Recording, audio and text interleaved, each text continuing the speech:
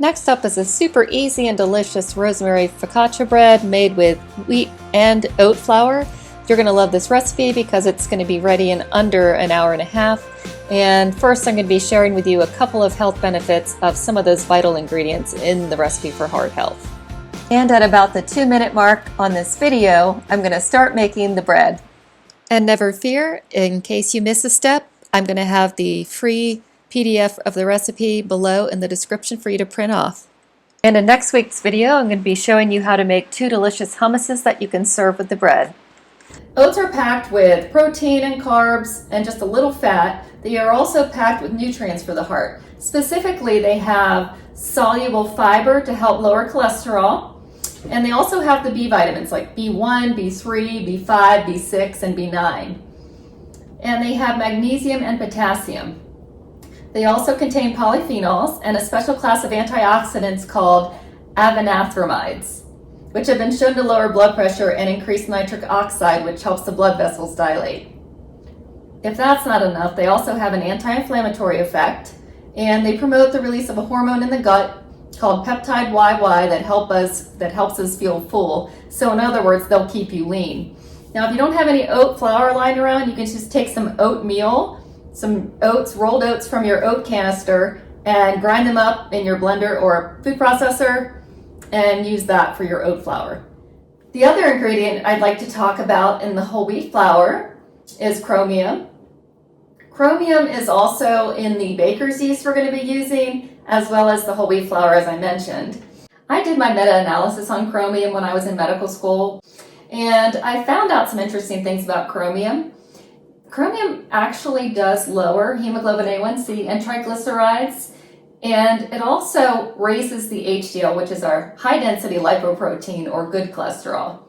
Now, the hemoglobin A1C is a measurement we use to check the blood sugars for diabetics, and it's a 3-month measurement. The reason for that is we're measuring actually the blood sugar on a red blood cell, and red blood cells live for 3 months. Into my KitchenAid mixing bowl, I'm adding 1 packet of fast rising yeast, as well as 1 1/3 cup of warm water that's about 90 degrees, as well as 2 teaspoons of raw honey.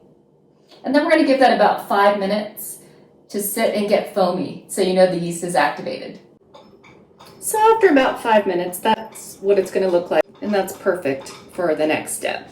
So next we're going to add 3.5 cups of total flour. 2 cups of that is going to be all-purpose flour, and then 1/2 cup of that is going to be whole wheat flour. And then we're going to add 1 cup of the oat flour. Then we're going to add 2 teaspoons of rosemary. And then we're going to add 1/4 cup of olive oil, extra virgin olive oil. And after the olive oil, you want to make sure to add 2 teaspoons of salt. And then we're going to use the dough hook on this, and we're going to actually let this blend for about 5 minutes and add more flour if it's sticky. This is actually looking perfect. I'm going to go ahead and take this out. And what you're going to do next is get this off of the hook.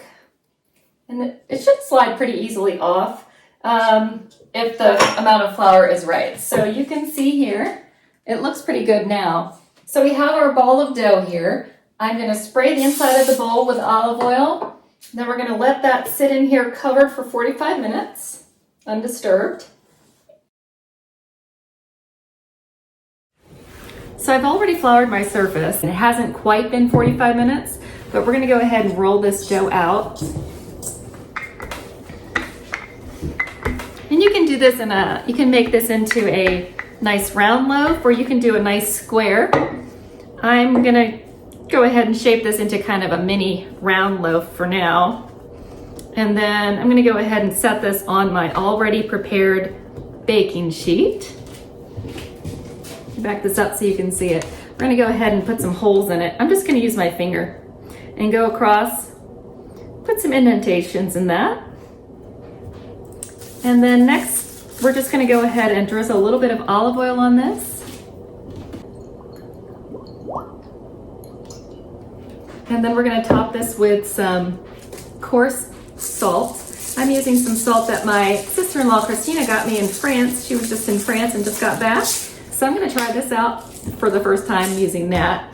And then lastly, I'm just gonna go ahead and break some rosemary leaves off of 2 sprigs of rosemary, fresh rosemary, and throw that on top. And then we're gonna put this in the oven, 400 degrees, for about 20 minutes, and we'll check on it when it gets closer to 20 minutes. It's only a couple minutes left. I think it's done though.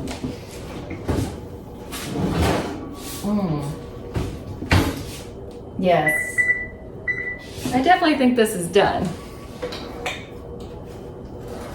So there's the focaccia bread, and before you're ready to serve this, you can go ahead and sprinkle it with a little bit more olive oil if you'd like. And then I'm gonna serve this with the 2 types of hummuses that I'm making, the red bell pepper hummus and also my white bean hummus. So I'm excited for that.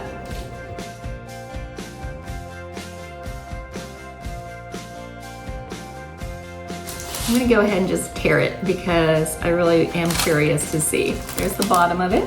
It looks like it's cooked very well. And then you can see the texture of that. It's gonna be perfect with the hummus.